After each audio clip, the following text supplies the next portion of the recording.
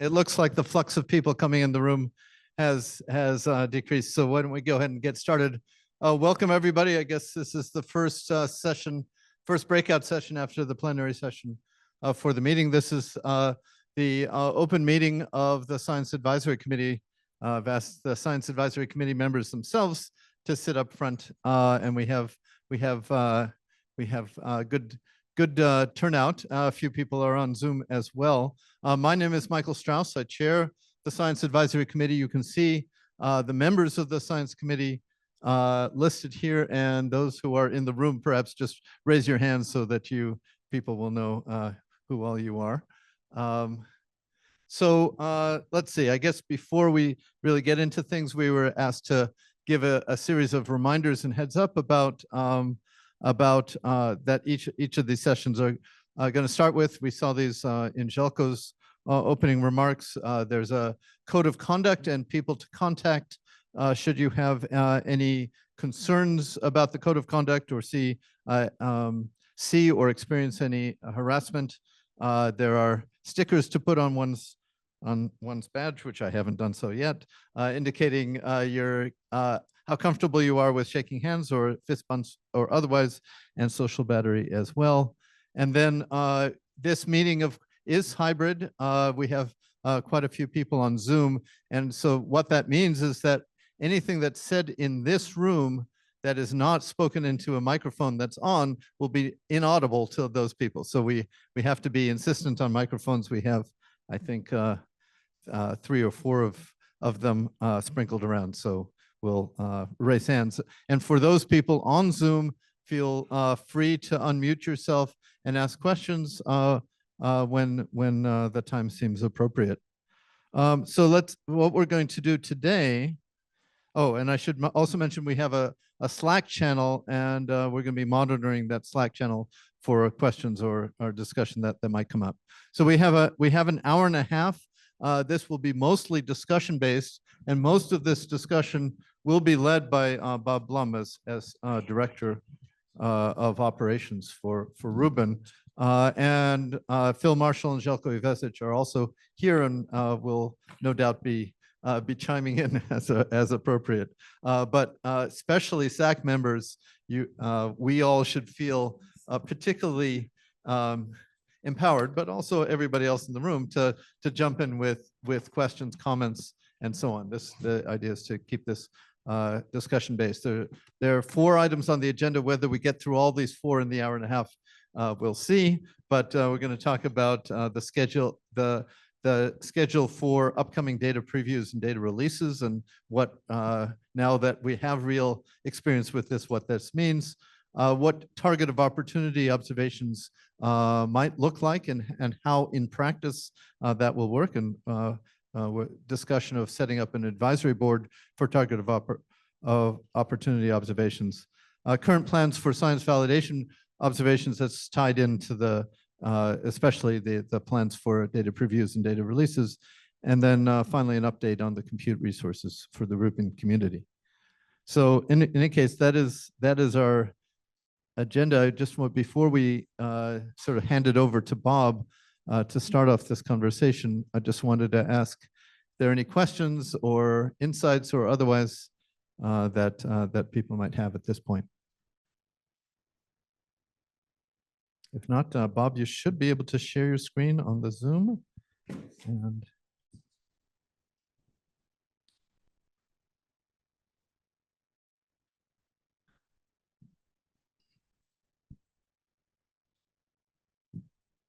you have a laptop. No audio, Bob. In terms of audio? So far, so good. Testing. Can you hear me? Folks on Zoom hear me? Yes, thank you. Yes, we can hear you. All right, excellent. I'm just faffing about with the, not this year, I'm just trying to find the slides actually. So Bob is about to share his slides. I believe the plan is that the slides will be posted to the meeting website after the fact. Great. So this says Bob Blum and Phil Marshall. That's because I copied an earlier deck. It should say Bob Blum, Phil Marshall, and Željko Ivačić. The three of us are kind of co-managing the Slack right now until operations begins. And then Željko gets to happily do science, and we will happily continue to work with the SAC going forward. So thank you, everybody, for coming. It's a great time to be working in our community in Rubin Observatory.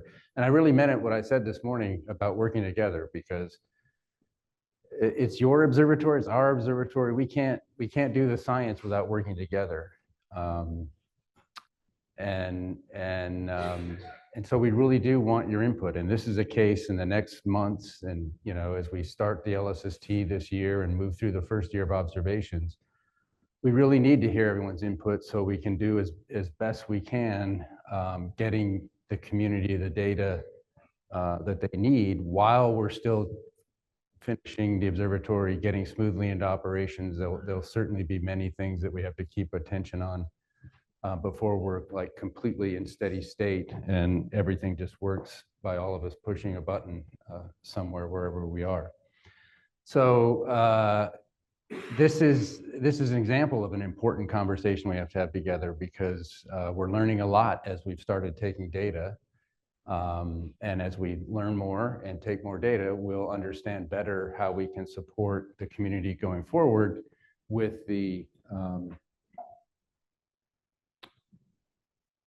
data products that we want to produce and provide for everybody.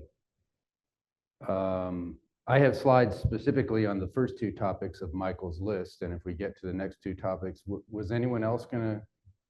Okay, but we have people online from the Rubin team who are heavily involved in the science validation work that's going right now, and so we can call on them to answer questions as well. So I think you've heard in many places, and you heard again this morning from Željko that we're making great progress on the science validation observations. DP1 has been a great success so far. It was end to end, right? We opened the telescope, we looked at the sky, we captured photons, we sent them up to California. We processed them, we validated them, we documented them, we put them on the science platform, and now our community science team is supporting their use for all of you, for all of us. So that's great, but we learned a lot when we did that whole thing, and we believe now from that, learning that if we look at our notional schedule that we've been thinking about for a long time, and our experience in getting these data to you through that process, and everything else that we're learning as we go forward, that's probably not sustainable. The workflows are very taxing. They're currently still take a lot of people effort, and we're still commissioning the US data facility in California. That's just like we're commissioning the telescope, we're commissioning this new data facility. So there's work to be done there as well. I did want to remind you that we're talking a lot about the schedule of data releases, but keep in mind that we still want to keep on track with alerts, alert generation, and we still plan to send the initial alerts through the end of the science validation phase to the brokers. Those will be latent, that is, they won't be in real time, and I don't even know how much after the fact we'll be sending them to the brokers, but that is part of the final commissioning system validation verification work. And so it should happen in August, September timeframe as per our early science document, RTN 011. And then we expect to make other prompt products available with that by about mid-year one. So that's sometime in the middle of 2026 next year. And you'll see that alert stream and prompt products development improve month on month as we go through there. We won't even be to full alert generation until after we've covered the sky and got templates everywhere in every filter. So that's going to be like in year 2, but we will get solid prompt products coming out next year, and we'll have an ever-growing alert stream in volume as we hit posts on the sky where we've got templates, and the quality of those alerts should improve. and the numbers should improve, and the latency with which we get them to you after having observed them should go down.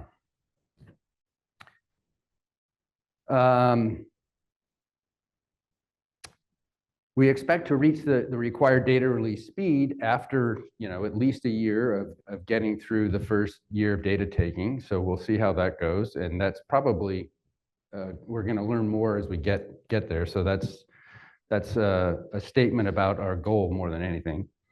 And we're working on exploring options on how best to support you. This is what I started the session with. We want to understand how we can best support you in this, I call it transition to regular or stable operations that it's going to take us a little time to get to. So the principles that I'm thinking about as we have this discussion going forward, we want to support our Rubin teams, certainly as leadership for the resources that they need to produce really high accuracy and quality data releases on a realistic schedule. We're not aiming for perfect data, but we need to ensure that the releases enable efficient science and feedback is gained back from the community as we go forward. We want to ensure that we enable early discoveries with alert generation. So that's got to be a high priority for the team as we move through this next year. And we want to understand that the releases are well understood and documented, and they must support not just the early alerts, but they must obviously support the deep static science. We want to communicate with you openly as we go forward. As we know things, as things change, as we learn things, we'll be telling you about it, and we'll be getting your feedback. And obviously, this is an active topic of discussion and planning as we go forward. I see there are, I can't see the questions in the chat. If people want to break in with a question, that would be fine by me, Michael. Yeah, actually, before we go to the one on the chat, I think you're about to answer this question. You started that first slide with the provocative statement saying that the a priori plan is not looking realistic. It was meant to be realistic and honest, not provocative. Fair enough. Okay. Anyway, I won't ask that. Let's. Wes, do you want to just unmute yourself and ask this question? I'm not quite sure what it might mean. Sorry, I couldn't be there. I think you can hear me based on the fact that you stopped talking. Yep. I'm wondering if everything is as taxing as is, it sounds like there's room for some additional labor that might be useful. And I'm wondering if that could be supported through an in-kind call of some sort. So we don't envision, at least we haven't envisioned an in-kind call right now, but it's an obvious thing to think about getting more in-kind resources where it makes sense and where those resources can work efficiently with the Rubin team. There is an ongoing place where in-kind contributions can be increased right now, and that's by one of our recipient groups actually stating a specific resource need. So in this case, if the Rubin team, someone in the DM team or elsewhere came to us and said, we really think, X could be done better or with an in-kind, contribution, then we would certainly put that out immediately and allow the community to propose to fill that need. That's how we're operating right now, and this would be no different. So that could be something that once we talk with the team a little bit more, if we can identify places where they think that there's things that could be gained by doing that, we will do it. It is my understanding, please correct me if I'm wrong, that the challenges that were found in DP1 were not just human power. It wasn't just we didn't have enough people. Is that a fair assessment? Yeah, sure. Yeah. I mean, we had reliability issues at the data facility that we're working on and things like that. I mean, if one of the DM team wants to add any other specific things, they can. But yeah, it's not just people.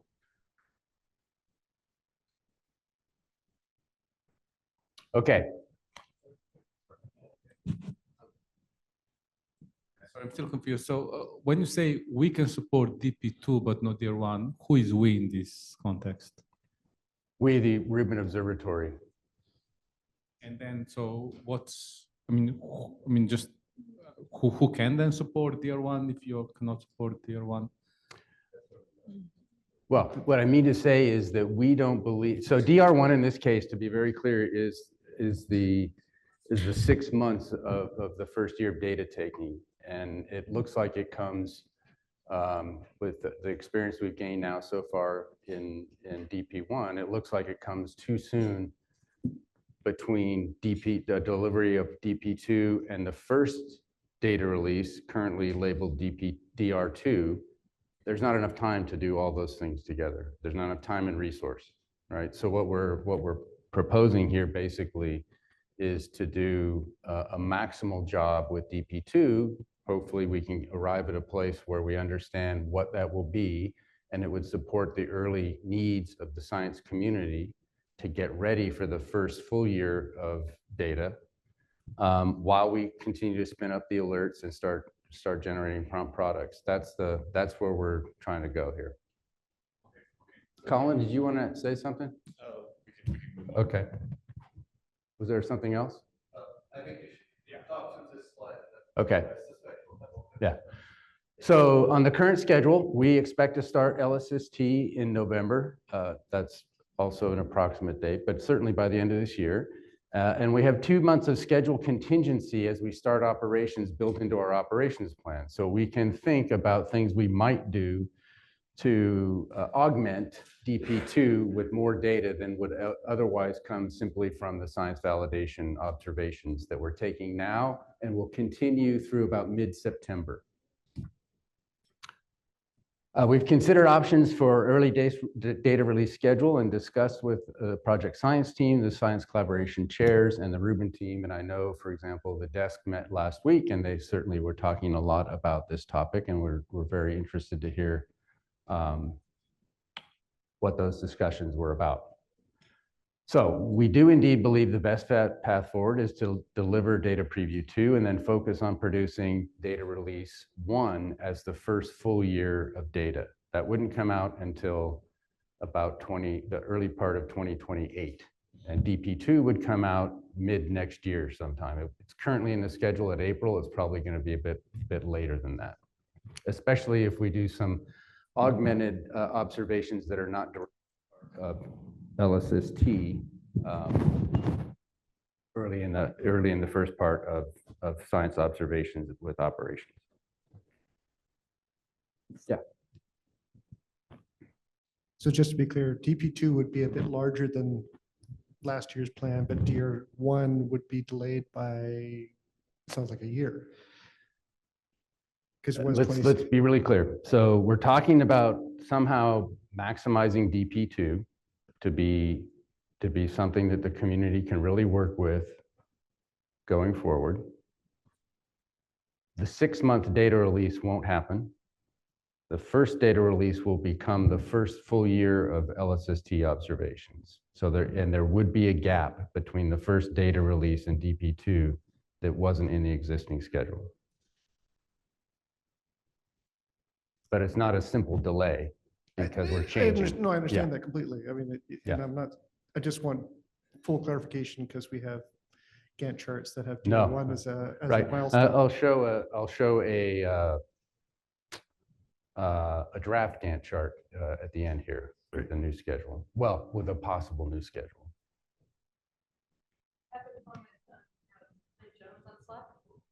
Okay.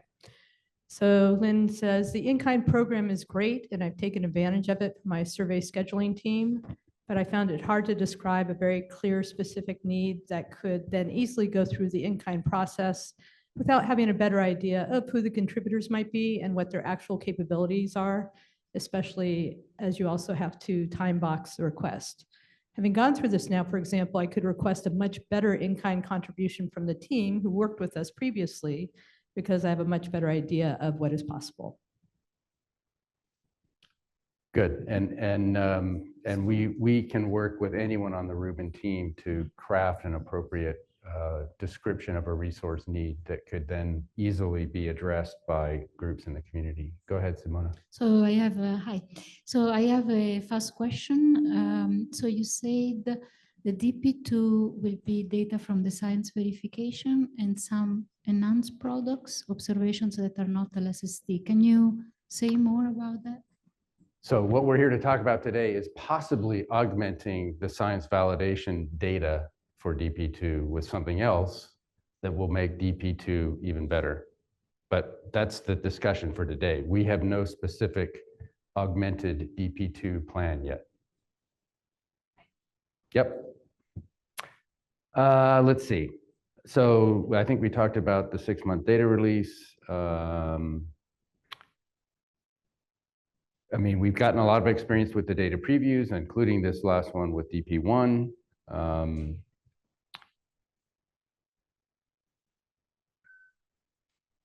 And so I think that fourth bullet is really where we're landing, right? The priority here, we think, should be to produce a high quality full year DR1. And then it would not be possible, as I said earlier, to do the 6-month data set before that. And DP2 built from the science validation data sets, and if we augment it, an augmented data set released during year 1, which again would be about a year from now, will give the community and the observatory the time it needs to optimize everything that we need to do to prepare for that first really big data set.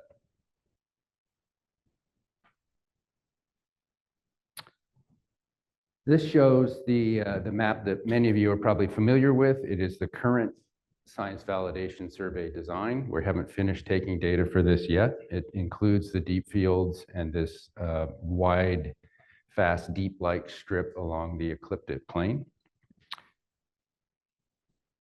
If we go ahead with the schedule that we're talking about, we would produce this DP2 on all the available science validation data. That would be a substantial data set, we believe. If this science validation plan is successful, and right now we still have to get to the end. We haven't taken all the data yet. We're in the middle of winter, there's bad weather, there's other things that are happening. So we have to continue to get the facility ready to go into operation. So there's still a lot of challenges. So, but that's the goal. That's the goal. Right. If I can ask a question here. When we look at this, should we imagine this as the realistic goal of what we will be able to accomplish before the shutdown in mid-September? That is, the SV design assumes a certain amount of time, and I'm just wondering, we have, without any augmentation, my understanding is that we will be in SV mode. We're in SV mode right now, and we'll continue until mid-September. Telescope shuts down, or routine operations or routine observations stop during while various further construction things happen. Maybe there's a little bit of time, and then when we go to start the formal LSST in late October, or is there more SV time in there somewhere? And how does that map onto what we're looking at here? So I think the goal is certainly to take these science validation data as designed. And the time we have to do that is right now until basically September 22nd, whenever the actual date is around 22nd of September. That would be SV done. Finish the project, close out, go into operations. Then we would have a decision how, depending on how successful we were with those data and how good we think DP2 could be, whether we wanted to attempt in the first months of operations to augment it in some way. That's what we're talking about. Now, I can't guarantee that we'll do that right now today, because we still have challenges. You saw Jelko's plot today about where we are in performance. It's good, but it's not great. None of us would be happy if we went forward with the performance, especially the average performance or the long-term performance, the reliability of night on night getting that performance. We need to make it better. And so that is going to be the main thing pushing against just taking SV data as we go through in the next few months. That's what we're going to have to balance. And I can't guarantee one outcome over the other, except that we're going to do everything we can to get the performance of the overall observatory to the best it can be by September 22nd. That's our primary goal. Kevin Reel wants to talk, but he's going to have to get a microphone. So while he's getting a microphone, I'll Oh, just jump sorry. in. Go ahead, No, Renee. that's okay. So you've sort of answered this, and I realize that this is just putting you on the spot more, but this was the SV design, and that is the goal to get there. Mhm. But do we have some confidence in how possible that is, given the month or so of data that has already been taken? I cannot answer that question directly. I think Keith Bechtold is online, and if he wants to answer, he can. Maybe he can't yet answer it directly. There's still too much happening all at once. Can I ask one very quick connected question? What is the time? So in September, you will know how much you got from what you wanted. Then Yeah. do you have the time where you have the shutdown to decide if you want to augment it, or do you have to decide kind of like now? Well, that's a good question, and I'm not sure what the best answer is yet, but I think we do have some time. So we can think in parallel. We can just set SV aside and assume the team is gonna work on maximizing the performance of the observatory and can take the SV data, and then we can have this broader discussion about, all right, October 24th, we're gonna come back online, we're going on Sky. There's probably gonna be a few nights where things are a little rough, and then we're gonna get going. And then our question is gonna be, knowing everything we know about how we ended up with SV, are we gonna flip the switch on LSST, or is there something else we can do? And so we can start having that, we're starting to have that conversation today. We can work through it. I mean, the month of September 22nd to October 24th will be a great month because we won't be taking any more data. We'll see how things have landed. We'll have some opportunity to continue having this discussion. And then we have basically in our defined schedule for start of operations, we have several months of contingency that we could use in this way if we wanted to. Maybe we'll say, well, SV was a smashing success and we don't really need to augment anything else. Maybe there's a couple or one simple thing that would make things much better for the next year to prepare the science collaborations for that first data release. So maybe we'll say, let's take the week or the 2 weeks or the month or whatever to do it. So those are definitely the questions that we're asking, and I don't pretend to have the final answers for any of them today. Okay, I'm seeing hands go up everywhere. So I wonder what we can do. First of all, I saw that Keith posted a quite relevant comment on. Yes, so Keith, if you could unmute yourself and say your comment, and then I think I'm going to be standing here and running around with the mic rather than trying to sit with my back to everybody. But yes, Keith, go ahead. Sure. Can you hear me okay? Yep. Okay. So the volume of the SV survey data that's actually delivered could be less than the design. And that's because we are commissioning in winter in Chile. We have, in some cases, multiple consecutive nights where we are not able to observe because the weather is not conducive. Also, we need to prioritize the construction completion. And that means in some cases where we see that we need to optimize aspects of the system, we're going to take the time as needed to do that work. What I can say is that based on the first 30 days of the SV surveys, the rate that we were acquiring visits was approximately consistent with the simulations. So we know that the system is capable of delivering basically visits at that expected rate. The quality of the data that's been delivered has been variable because we are still commissioning. We are not yet done commissioning. So in terms of the distribution of delivered image quality, it's a little bit worse than what you would expect for the 10 years of the LSST survey right now. If you look at the median. our best images are consistent with what we would expect for steady state LSST operations. So it's just a way of saying that we have a design, and that's what's being represented here.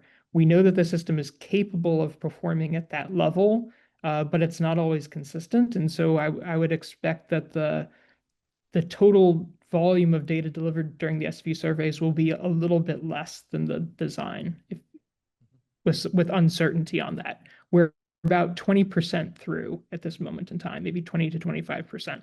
Sorry, 20 or 25% of what we currently see on the screen, as it were. That's correct. Got it. Okay. Kevin, you've been waiting patiently. Sure. I mean, really, it's more of a statement than a question, and that is everything we're doing right now is a trade. If the community says get 100% of this before you start off on DP2, it'll be late. Or if they say 80% of this and on time with DP2, whatever, that's the conversation. I can't tell you the answers. This group has to come up with the answers. But whatever we as a community decide, obviously through the project and operations teams, it's a choice, right? If you wanted this full science quality and that scale, maybe it's year one. Maybe I'm not gonna. That's all. It's the trade is all I wanted to say. And I have a microphone I can hand to Leanne. There's probably 12 people. Yes. Okay. I think Gotham was next. Yeah, I think so. Gotham. I guess two quick points. One, it would be really helpful if there was a web place one could actually go to see what the current status is of the SV observations. So Keith says 20%, but where is that 20%? So, underneath the big ecliptic strip, there's that region which only gets a few visits, but that's for templates that enables all the time domain science. And if the 20% doesn't include anything there, that has implications for when alerts come out, and we need to tell the community that fairly quickly.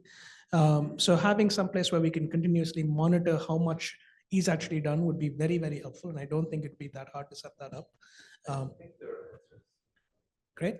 And I guess the other point I have is that in addition to what's actually done with an SV, there is what data is included as part of the DP2 release in 2026, mid-2026.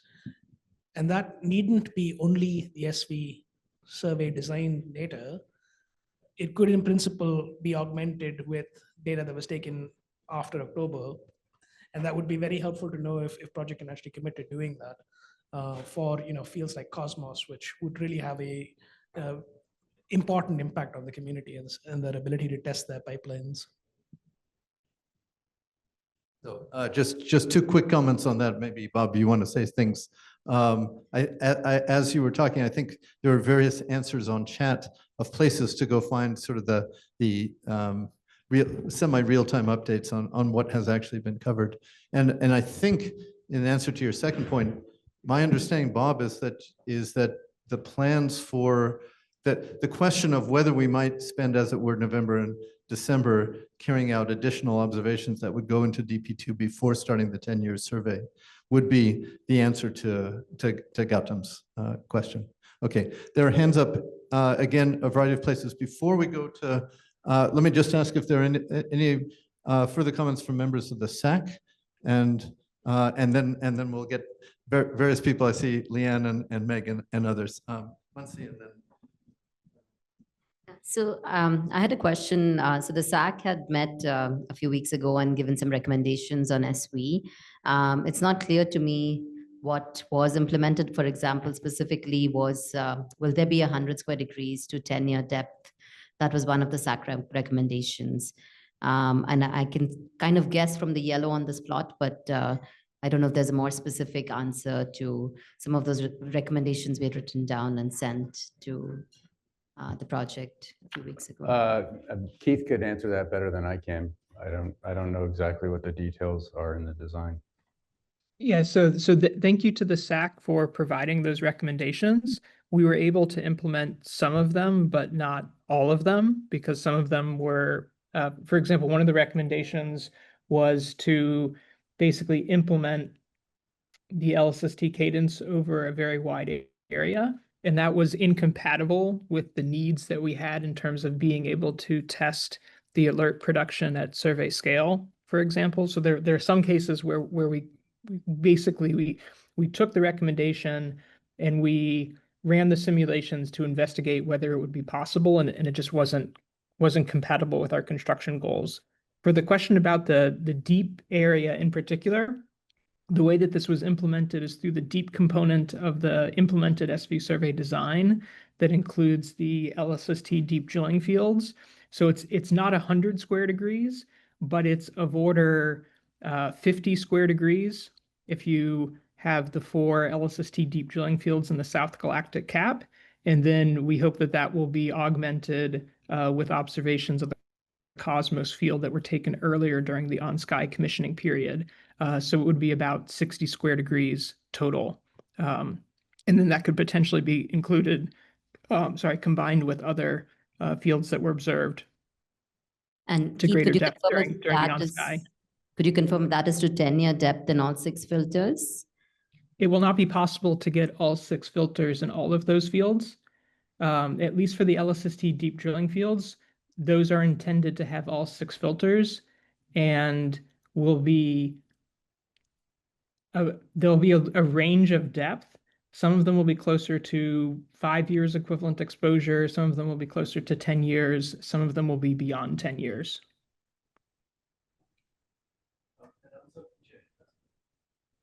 Yeah, so I have a question that Mans already asked, but my second question is, I still don't understand. So say we enter like complete survey mode in January 26, then we end the year 1 data taken at the end of 26. So then you need basically 14 months to actually process data and get the year 1 out. Sounds like a lot. Like if you take year 1 data throughout 26, calendar 26, then you talked about February 28th. This is like 14 months after the end of the. I think the precision is at the few month level, but I would say yes. I mean, if we start taking data for the first year at the end of this year, and we'll take data for a year, it's going to take at least a year to get the data release out. So that you're at the end of 27 or early 28. And I wouldn't take any specific number of months beyond, some large fraction of a year as any more accurate than that. Okay, please. Thanks. So I'm Meg Schwam, Queen's University Belfast, and wearing the Solar System Science Collaboration co-chair hat.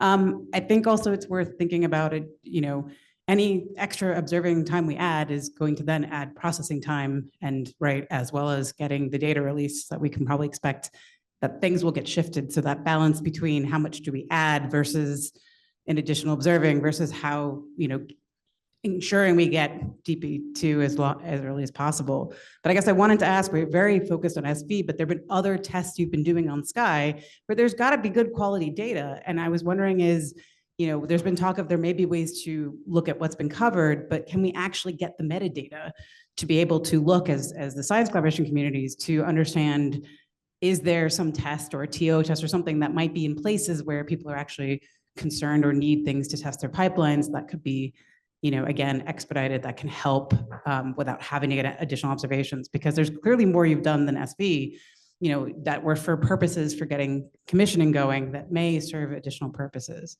So is there a way to get that full list in some CSV form or some pointing database where we have a sense of the quality, right? Whether, it has some reasonable seeing value or whatever we need to be able to assess whether we need to actually get additional observations, because I think it's a balancing the want versus the need. And if we want to get the data preview out as soon as possible, right? And I'm wondering if that's something that can be facilitated when it's possible. I understand that might not be immediately, but if that's something that the observatory can do. Yeah, so I'll take an action to get an answer to that question, a real answer, and see what it might look like. But I agree with you, there's data. And if it's possible to get it to the community and just to understand what's been taken so the community can see, maybe there's something of interest scientifically, we will take an action to give you an answer.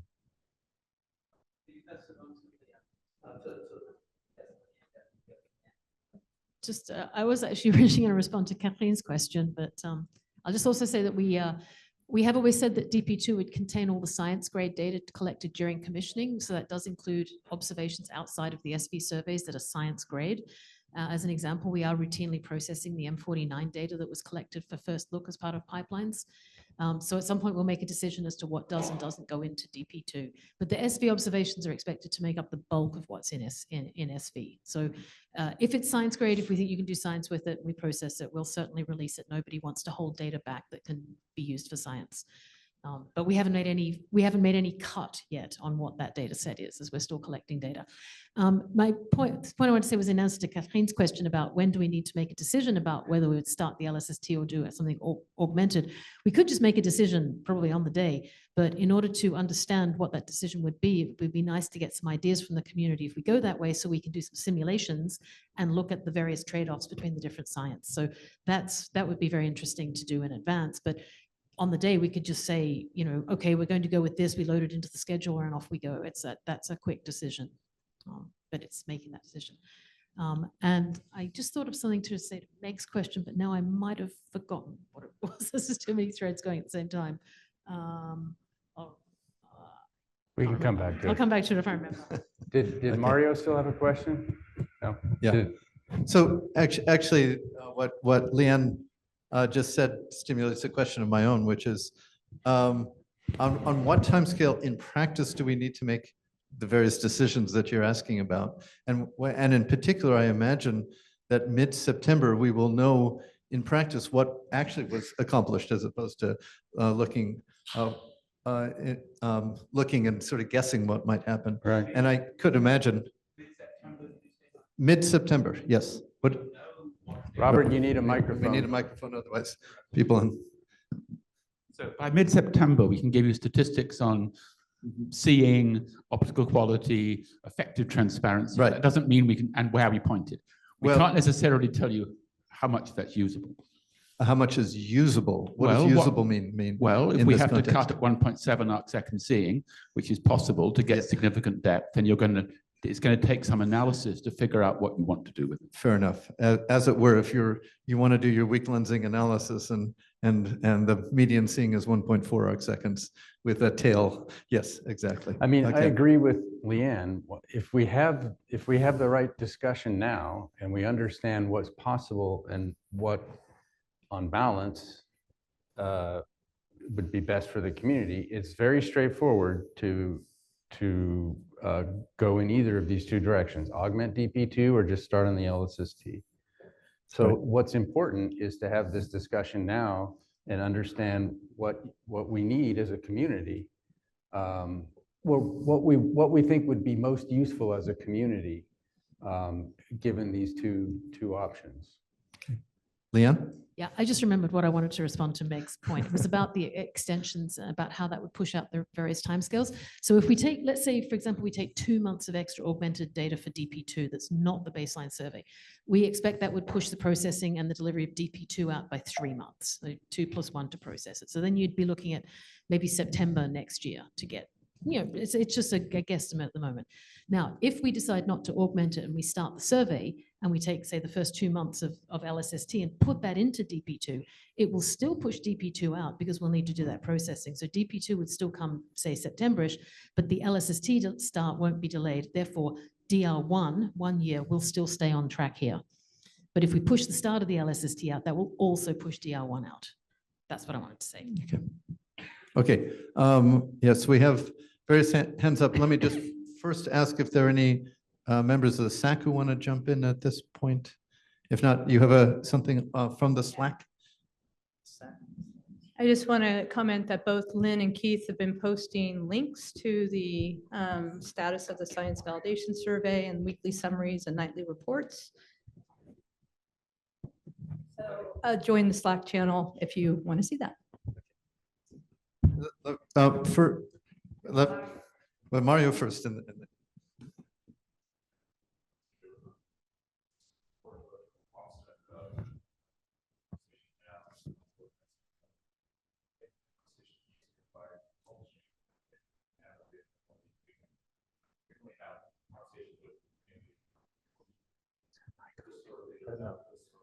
Can you check that the mic is on? All right. Restart. I just want to support what Bob said about having a conversation now, and also what Meg said about providing a little bit more data to the community about what's been taken in commissioning so far. I frequently hear questions about, can we extend the SV survey in this way or that way, or add that addition or this addition? That make me think that we may have those data already taken early in commissioning. It's just that folks don't know about it. So I think a lot could be accomplished if we can open up, something like an equivalent of an OPSIM database of what we've taken so far, and then the community can see where there are already potentially interesting data that are in there already, and we could avoid perhaps some of these extensions that are being proposed. Yes, related to this, I think I'm also thrilled that we're having this conversation and that we're having this conversation with the community. And I think we need the input of the community on this.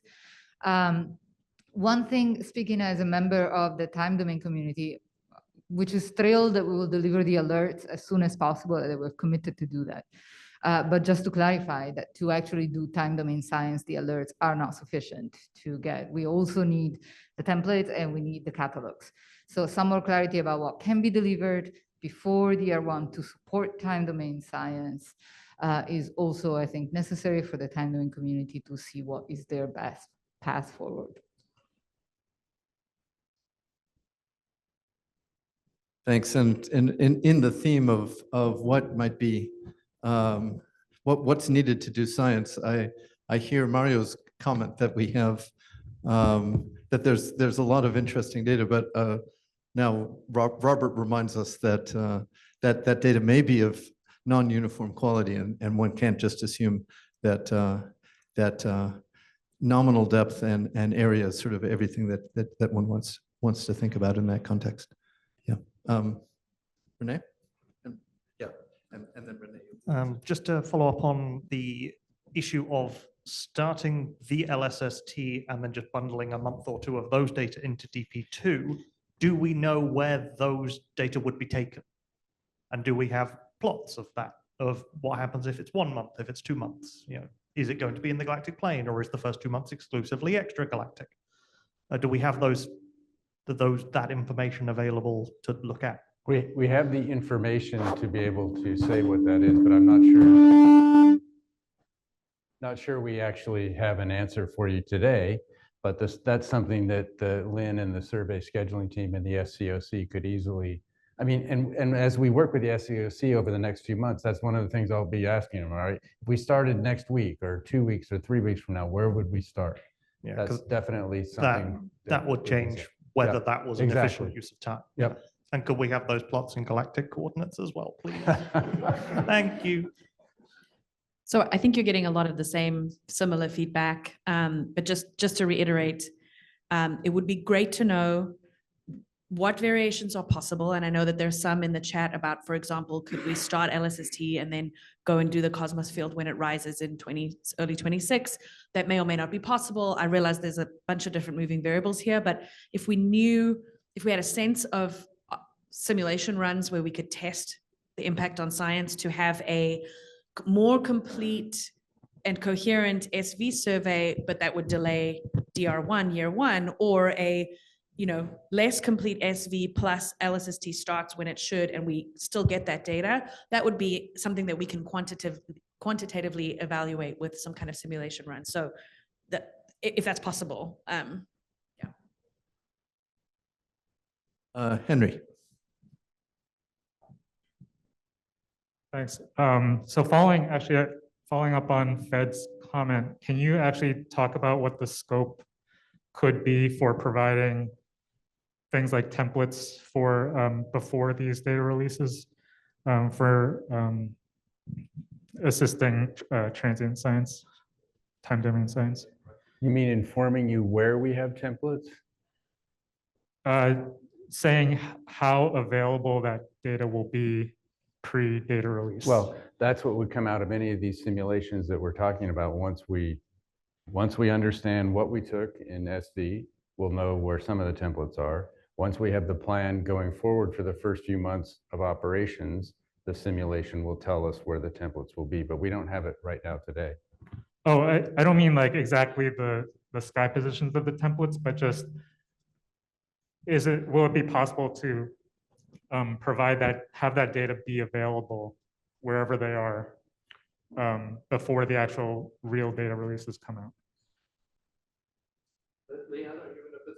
I'm not, I think yes, but I'm not sure of the precision that you would know at any given time. Sorry, I was just catching up quickly with Gregory and I missed the bit that you wanted me to just respond to. And I was going to respond to Renee anyway. But did you answer?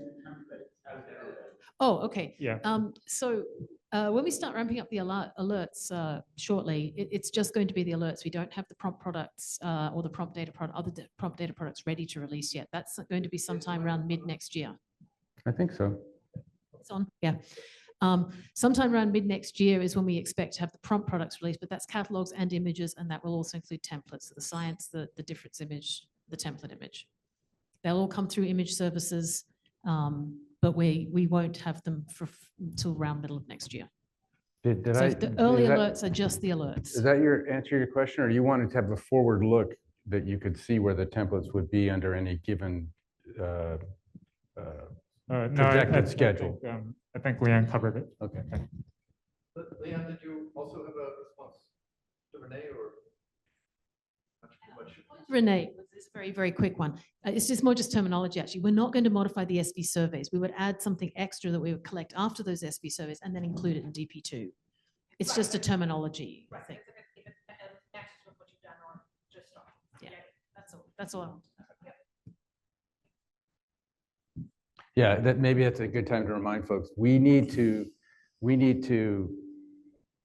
finish the SV surveys as a construction project deliverable. So we have the design, we're working toward getting something that would satisfy our requirements. And then after all the dust settles and we get into operations, we'll just be talking about augmenting DP2 or not, or going forward with.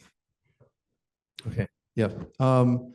So yes, in that context, I mean, it's something that the SAC, I think, at least I finally understand, is that that the start of operations and the start of the 10-year LSST are not synonymous, and the start of operations could be those 2 months of That's right. of observing, and then Yeah. then after that. And we've actually said that for a long time, but I'm not surprised that a lot of folks haven't put those two things together. So I wanted to just raise the point that you want the best in data, your data release, right? And so prompt products is going to be the way we're going to find all the edge cases that didn't get found in SV, right? Because you have a limited team that's getting everything going, and that getting prompt processing out as quickly as possible, right, means an entire community of both solar system, everyone that's doing transients can dive in and help find the outliers of things where there are edge cases, so that we know what, right, needs to be adjusted or tweaked for the DP2. So I just want to, advertise that as well, is that if we shift the LSST by 2 months, we're also shifting the ability for the community to help in that, because solar system's ready to go. We're ready to help dive in, and we're starting to do that once it's already there. And I'm sure TVS, Desk, and others that are interested in transients are too. So I just want to highlight that tension that, we also want the best data preview. And if we're spending 2 months full 2 months doing something that's not the LSST, then the community's not necessarily going to understand what that means in terms of when we see outliers.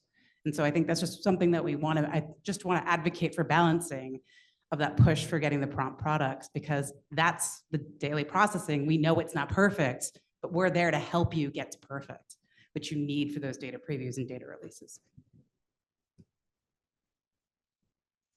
Yeah, I have a question. I'm trying to understand the flexibility of this DP2 enhancement or augmentation, as you called it. So I hear that there is a wish to observe the Cosmos fields, because it will be very important for the community, but Cosmos is now visible in October and November. It will be visible in February, March, let's say. So does it mean, and on the other end, we have heard that for transient and solar system and all the other variable science, we need templates that will be available with the DR1.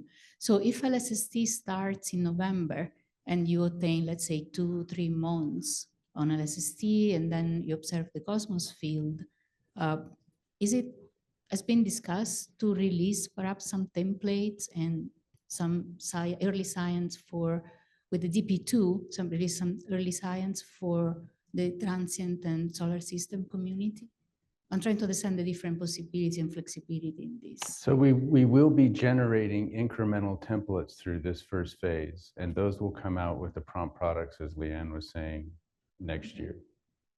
So they will be there. Yeah.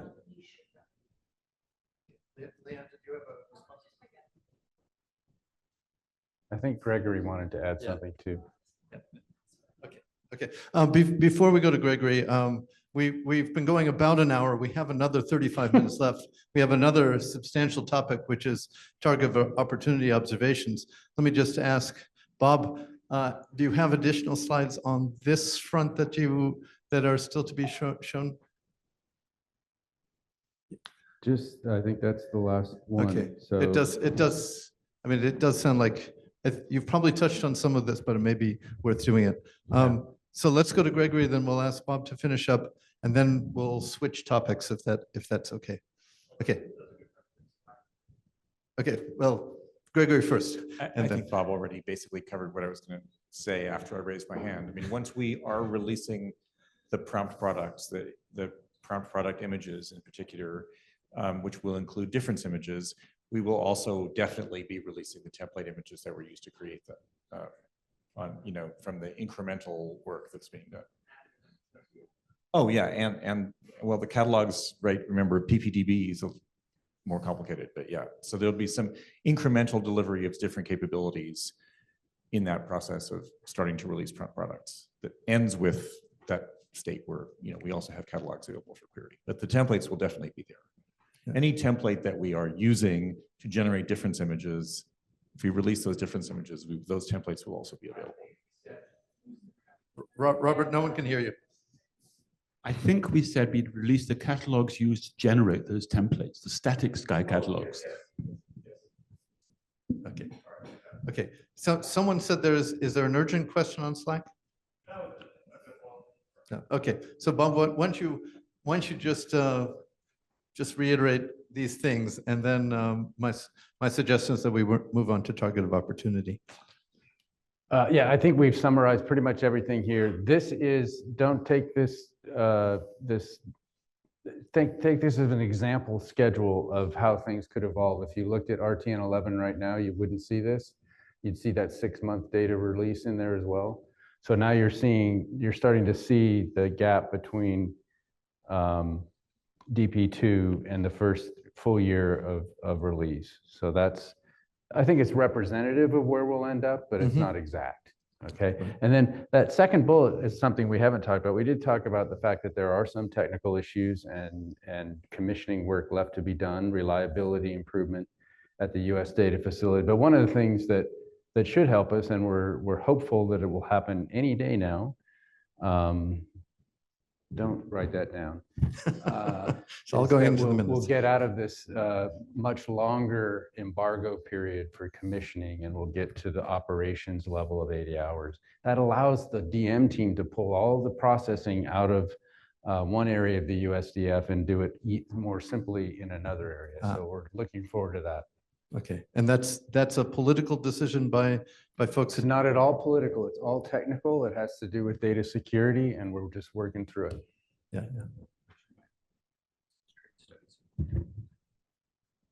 Well, why don't you remind them? I just wanted to remind people again that this is all going to be trades. We can't do everything in the timeframes we're talking about. So we can't. Decisions have to be made. Choices have to be made. Something's not going to happen. Your input into these trade studies will be really important, because I'd like for us to proceed with the best plan based on all the evidence we have put together. Any burning questions, either in person or Slack or Zoom or otherwise, on this topic before we move to target of opportunity observations? Okay, Bob, why don't we go ahead?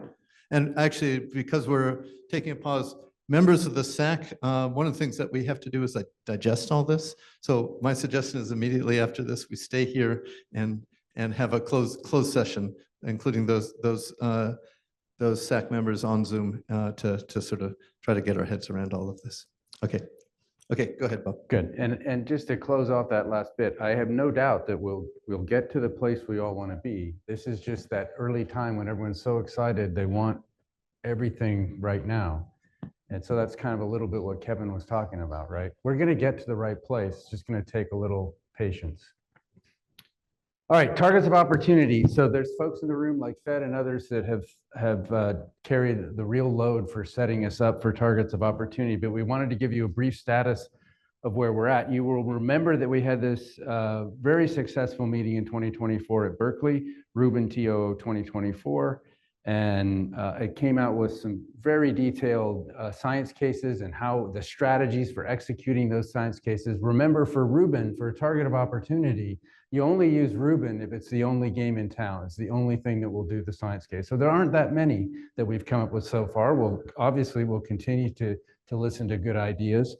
But there are a significant number of high impact science, or there are 4 high impact science cases that we considered then that we've developed further now, and we're getting prepared to implement as real observations as we go forward. And these alerts for these science cases come in over time. So overall, we've agreed as a community and through the hard work of the SCOC and the scheduling team that about 3% of the total Rubin time, or LSST time, will go into targets of opportunity. And that's still a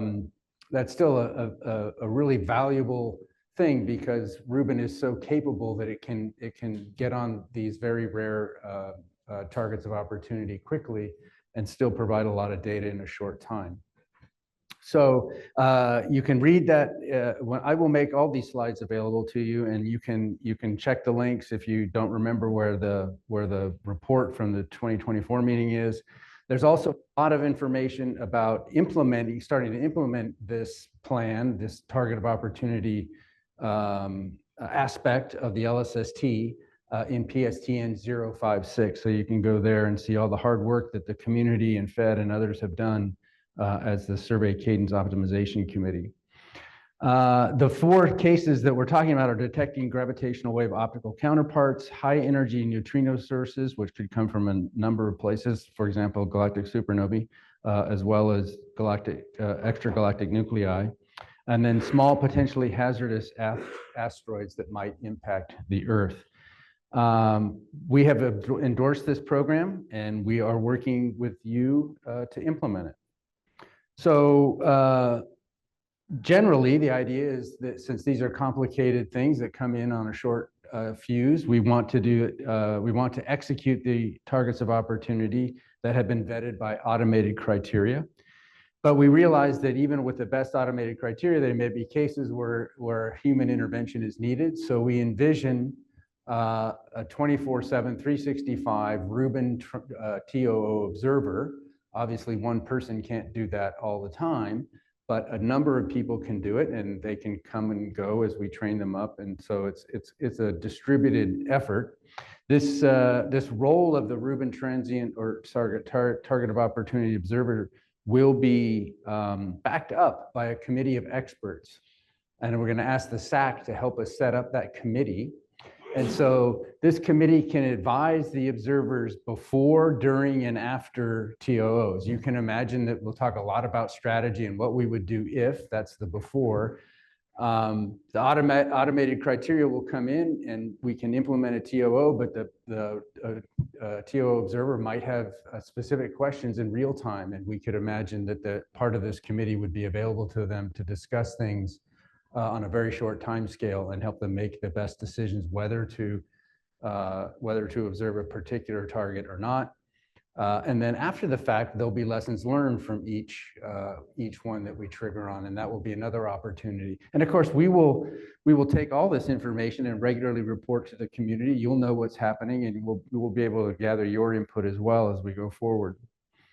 We will select these observers as we go forward, but we don't have this permanent team set up yet. But we do have an initial program that we've been setting up through the SV phase here that we're doing right now. So it will run through the end of commissioning. The alert stream from external experiments will be handled by the hopscotch protocol from Schema. And this protocol will be responsible for parsing the alerts from these external experiments and sending them to the Rubin Engineering Facilities database. Okay, and this database then will connect to the scheduler, and then we'll go off and take data on Sky for a particular alert. So the application itself has the criteria to automatically vet these alerts, and so we should start with a presumably a high quality alert to take data on. The 4 science cases have distinct strategies that are built in for each one of them. You don't observe each one of them in the same way. And so we need to send that strategy to the scheduler so that the scheduler can go off and do the appropriate strategy for the appropriate target of opportunity. You can find details on how we're looking at this in this document, RTN Rubin Technical Note 98. In regular survey operations, the pipeline will automatically process these images and send the alerts out to the community brokers. In SV, we're still respecting this 30-day embargo that I was just talking about. Again, hopefully that will go away and make things a lot easier, but until it does, if one came in tonight, for example, we would have to work within the constraints that embargo gives us. And I won't go into any details, but we also don't have templates everywhere yet, but we're trying to provide some backups and some custom processing that could handle a target of opportunity that lands right now someplace that we can observe, but that we don't have templates. So that's probably not surprising based on dark energy camera data that is available. Let's see. Oh, well, I just said that. Okay, so in fact, we have set up this infrastructure to work from alerts to ingestion in our EFD to passing the information to the scheduler to taking data. And so there's 2 cases that they've executed more or less as test cases. The second one certainly is interesting scientifically already, but there was also a New Horizons one. So the idea is that Rubin could go and observe where New Horizons is headed. We could find an appropriate target for them to pass by and give that to them in real time. That was the first one we did. I believe both the strategies that it used were just the basic scheduler strategy that was ongoing. So we didn't have a specific new strategy in these cases. But we got on Sky once the alert came in, the test alert came in, we got on Sky in 90 seconds. And then for 3i Atlas, the interstellar visitor, we got on Sky in 64 seconds. It turns out that this weekend there was a black hole binary alert from LIGO that we weren't able to get on. We had a lot of discussion about whether we should or shouldn't in any case. But that sense, it tested this kind of this committee work and the initial group of people working on making decisions about targets of opportunity. So that was useful. But as far as I know, I didn't check my email this morning. I don't think we tried to observe it. Well, I don't think we were open last night, but I don't think it's still a possibility we could observe something this week. So we'll stay tuned for that and see how it goes. Oh, and sorry, that's this case. So this shows you an example of the information we got for the binary black hole from LV, one of the alert generators, the LIGO Virgo Cagra collaboration. You can't really see too well, but that's the sky map there, and then a blow up of the patch of sky with likelihood that the merger is in that area, and then a different projection down on the bottom with the actual probability distribution mapped onto the sky pixels for Rubin, and that we would have. that little yellow dot in the bottom is the strategy we would have executed had we gone for the alert. What is, sorry, just a clarification question. What is not obvious this needs Rubin? What does that mean? Is that an astrophysics statement or Oh, what? well, it was very well localized, so you could imagine other telescopes without as big a field of view as Rubin could go and observe it. In fact, DCAM was alerted and they've taken a bunch of data. I don't know what they found so far. So do you think this is a case that would not have passed the automated selection criteria? I don't know enough about it, but I would say there was, from the experts talking in our of this current interim group, there was a lot of back and forth about whether it was worth doing. So I don't know scientifically whether it was. I think it would have been a useful enough test that had we been open, we would have done it.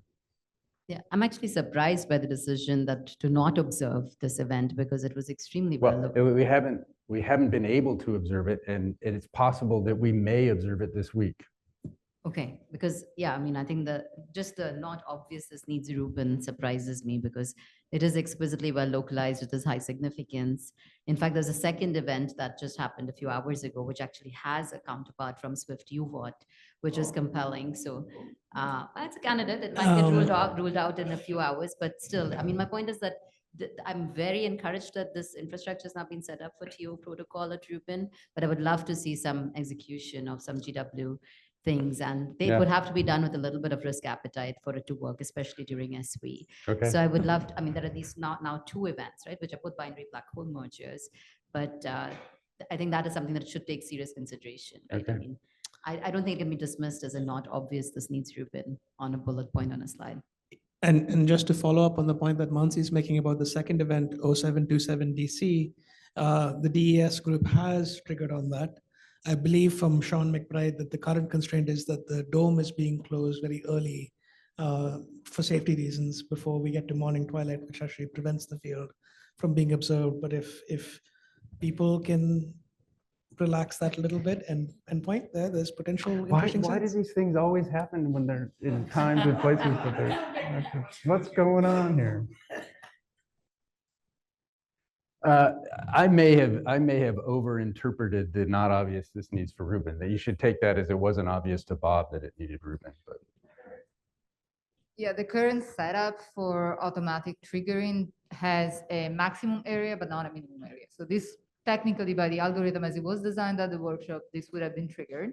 But of course, we have discussed at the workshop, should we at some point set some criteria that, you know, if it can be followed by some other survey efficiently, then maybe Rubin doesn't need to do that. And that only comes in like if, you know, if we get a lot of alerts and that 3% becomes scarce, then that would be a good idea. So if we were overwhelmed with alerts, then maybe it would make sense to say Blanco should observe this. But we're not there now. This bullet was in the sense of this general case going forward, because it's, yeah. And let me just add, if another telescope can do it, that actually adds impetus for Rubin to do it as well. One of the best things we learned from DP1 data was what happens when we had both ComCam and DECCam photometry for the same events. And that let us catch issues in both the DP1 data release, which we reported on community, but also get a better understanding of the current DIA errors from Rubin, testing it against a vetted pipeline from DECCam. So actually, if another facility can observe the same thing, that's more reason to trigger. Okay, but you guys will never tell me not to do stuff, right? Yeah. Yeah. Can I add just one comment, which is that, you know, 05 is going to come out in a couple of years. So like we want to be trigger happy, but not too trigger happy, so that we have a good chunk of that 3% saved for when we are in 05. But and right now it doesn't even matter because we're not in that 3%. See, it's not obvious that Rubin should observe it. It's two fields, right? I mean, it's not even two fields for Rubin to cover this. It's we learn so much. It's worth the investment. Yeah, and 04 is only a few more months. Is Sean McBride on? Anybody know? Hi, I'm online. Do you want to say anything, Sean? Sure. So there's the appetite for risk that I 100% understand, but there's also, we're in commissioning, and if we were to open anytime in the past 3 days, we would have put the system at risk from a hardware perspective. So it was not feasible for us to observe in the past few days on this event. I think if the weather was different, we would be having a different conversation right now. And additionally, the nature of this event as a binary black hole, its predicted emission mechanism could still flare on the timescales where if we are able to get good weather over the next few days, we could observe it. So that we're still discussing whether or not we will observe this event. This is not a closed issue in any way. In a lot of ways, there are many technical improvements that we could test and validate from this event in the same way that there are scientific opportunities from this event. So. Thanks, Sean. I'll just say that Sean is one of the reasons why this has all come together so well, and we're even talking about being able to do this. So it's great to see. Yeah, I just asked Jeff for the mic just to say that. Oh, Thank you, Sean, sorry. since you're on. It's really been impressive making this happen. It's really been great. Yeah, thank you. Okay, looks like oh, yeah, Anza. Go ahead. Sorry, I wasn't sure if he's going to cut us off completely or what, but I want to ask, so I've heard from rumors that this hopscotch is being polled. It's not a push protocol, but you poll it and you poll it every 10 minutes, which can lead to delays, or am I kind of getting this wrong? No? It's a Kafka stream like any other Kafka stream. Once we get messages, you get messages. It's just a topic. You can listen to it. I don't know what. I've just heard that basically the current system has, regarding galactic supernova, which I'm interested in, that the current system has this like 10-minute delay, and just want to know whether it's real or it's kind of not real. So we send out alerts essentially within milliseconds of getting them. After they get to Rubin, they're no longer under our control. If there is a 10-minute latency with which Rubin processes those alerts and puts them in the engineering database, that's not currently in my hands, but I'm happy to talk with Diego and company about that. I mean, I don't know if Sean's still there and wants to comment about the time that it takes to get currently from the alert reception at Rubin through ingestion. What we said here was that once it was in the EFD, where it's ingested, it only took 90 seconds or 60 seconds. Yeah, and so that is also, there are a lot of limitations in the current configuration of the scheduler that we still have room to optimize for. So I believe that as we learn more through tests related to this binary black hole event and other events throughout the rest of 04 and potentially from IceCube and even for a potentially hazardous asteroid, we will be able to optimize and bring that threshold from alert generation to Rubin response down to within a minute, where it's still above a minute right now. Thanks. I don't think so. Okay. Well, so maybe I can comment that one of the things that the SAC has been doing recently with the help of Fed Bianco is preparing a call to the community for nominations to serve on this advisory board. This may be getting into the weeds, but and maybe Fed can comment. Our understanding, the SAC understanding is that this advisory board would include the people whose job it is to be on call 24/7. But that's not quite what we heard from Bob. I don't know, Fed, if you want to comment on that specific. Yeah, the microphone right there. Yeah, so this is a community committee. It's not required to be on call, but it is welcome to advise the observer in real time on whether or not we should trigger on something that maybe didn't pass the cut, or we should not trigger on something because it's a waste of time, even though it passed the cut, whether something, they know something from a scientific perspective that may require variations on the default survey strategy that will be automatically triggered. They're not required to be on call, but we hope they will be excited enough about the science to be available to provide continuous feedback. And they work on different timescales. There's this real-time advisory role that can advise the observing strategy of tonight for this trigger. They should review the triggers that have been observed and that have not been observed on mid-range timescales. And then on the long term, they can advise on the program overall, including expanding the scientific scope or changing the scientific scope.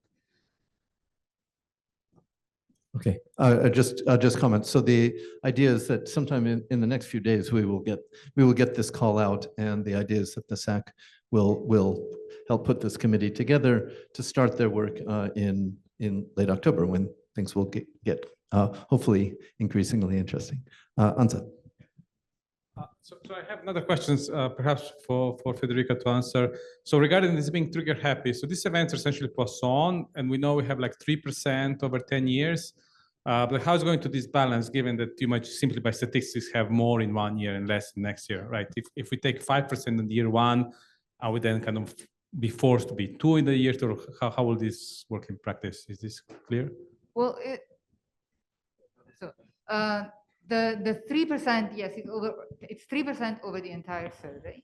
The majority, we do expect, and we have written the documents during the workshop, thinking and knowing that the majority of the triggers that will take the majority of the time, which is the multi-messenger, will happen during GO5.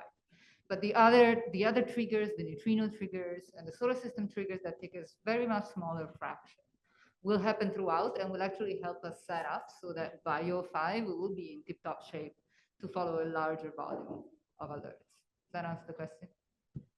Yeah, so I guess the answer is it will happen. We think it will happen naturally.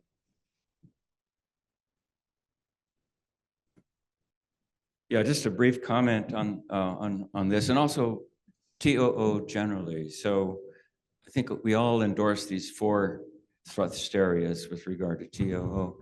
In the process of addressing those, there's something else that we're uniquely capable of doing, but we can't write it down. Mainly the discovery of the unexpected.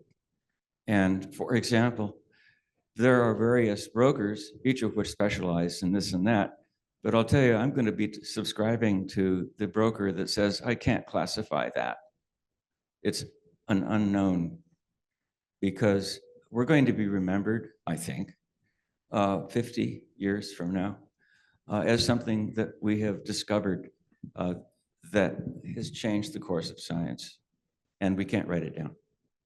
I think that may be true, Tony, but we wouldn't trigger a TOO on that because it's already in our data set. That's right.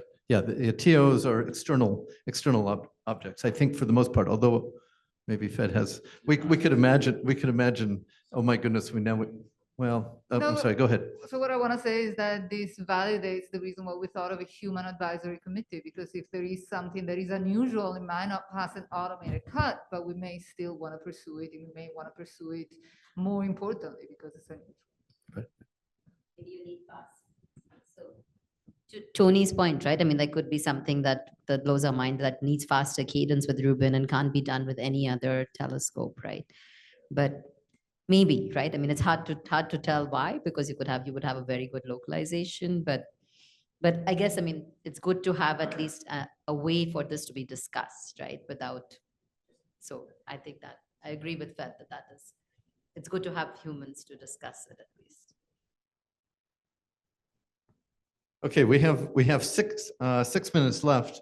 I think we have now gone through all the slides. Let me just we've covered a lot of stuff. I started taking notes and then I found myself running around with the microphone. So I will have fun digesting it. So at this point, I don't know well, let me first ask if members of the SAC have any other burning questions, or let me ask Bob if there are, I'm trying to get my head around what the ask is of the SAC at this point. I think you want some detailed prescription or advice on how to move forward with these various questions of how DP2 might actually be constructed and how that decision actually gets made. Yeah, let's be real precise. We want information on how we could augment DP2 to satisfy best, given a certain set of criteria and circumstances, you know, how we should use that first month or two of operations. And so we will definitely have an SV survey done and dusted from construction. And then we'll want to know, is that enough to get us to the year one data release with alerts and prompt products and all that? Or do we need something else to be maximally ready through that period? And so I know the desk has ideas, and I hope others are thinking about ideas too. And so what I'm going to ask of the SAC, and we should schedule a meeting soonish, is to help us assess that input, and then help us working with the observatory team in making the right call for how we start operations. Okay, and the question I have is the timescale in which you need that input, because again, we can do a couple of if-then scenarios now, and or we can wait until mid-September and see what SV actually looks like in mid-September, Right, so and I make think- decisions then. I think we don't want to wait. Yeah. I think we have to make the decision by the end of October latest. And I think we know what the SV design is. You heard from Keith today about some caveats about how well we might do. At the very least, we could assume, you know, SV design is wildly successful, and then what would you do? Right. SV is mostly successful, like we get 80% of it, and then what would you do? SV deep drilling fields are successful, and then what would you do? Yeah. So we can start asking and answering those questions. But yeah, we don't have much time, but we have at least that amount of time. Okay. Yeah, please. Right behind you. I have just one small clarifying question. So DP2 will be released to us next year at some point, right? So what is the information that you will be able to give us about DP2 in September, October, so that we can say like, yeah, it would be great to have this I augmentation? think it's less about DP2 specifically than knowing what we covered in the SV surveys. How much of that footprint that we were showing there So it will be was mostly the done. And so coverage. there's something on us to be able to communicate to you all to say, this is what we actually did and got, this each filter, you know, how many visits and on the mat, on the sky, et cetera. And then we'll know, because we'll assume that all that, or, you know, the best of that will get into DP2. That's also a question, right? How much of what we covered is actually usable? So we'll have some work on our side to be able to communicate that so that together we can look at it and then make this decision about augmenting it or not. So sort of concretely, to take the awesome link that we were just given in the chat, which has coverage week to week, but have that turned into an OPSIM that we can use. And then the wish list would be some variations on what is possible, including, you know, give us the 2 months of LSST observations, or augment DP2, like, you know, those things. Right. And we can ask for some suggestions, but putting those in OPSIM would be great. Great. So we'll work with Lynn on that. Lynn and Peter. Go ahead, Robert. I would like to caveat the data we're taking in SV is nothing like as good as the Rubin first look data. It really isn't. Don't take the data we saw for SV, 20 square degrees M49, and imagine that that is equivalent to the average data we're taking in SV. We're trying to commission the system. We're commissioning the way we're running AOS at very high cadence. So assume that the SV data is at 1.7 arc-second imaging, and it may not They get won't have better. to assume that, Robert. We'll tell them what's in the SV data. Okay. Until you've seen that in detail, don't try to extrapolate. I mean, I'm hearing a lot of optimism here, which I, having looked at a lot of the data, don't share. That would be good. Yeah. Okay, and I share Bob's belief it's going to get better. We're very, very early in the system, but we're not there yet. We're sort of 3 months after first light. And that's why I'm asking for the opposite, because we don't just want area, we want actually quantitative information that we can use. So, and as pessimistic as that might maybe, you can disappoint me, Robert. Just do it with numbers and not vibes. I just want numbers and not vibes. You won't even get the numbers you should be looking at from OPSIM. I mean, We're- it's just, we need to Look, give you this information. I We agree. will convey what is in, what data we've taken, what quality it is, and we'll make a decision based on that. And we'll do it together. We're not, we're all in this together. So it's 12 o'clock now, so the session will, in just a moment, be closed. And again, I'd like to ask the SAC to stick around a little bit. I do see a few hands up. Let me, Gautam, and then Mansi. And I think we're going to have to stop it. Now, at that point, of course, we all can collectively talk after that, but I Gautam, just go ahead. wanted to add to Robert's point about the data quality. At some level, the data quality, yes, is very important, but so is the data formats, the schema for various things. Yeah. All of these things need to be tested by the science collaborations. And getting us some data out there from DP2 quickly, I think, will really help that. Even if it's suboptimal, we can give the project some feedback on what we found with doing a lot more extensive testing than would have been possible within the project itself. So, I think this concern's slightly overblown.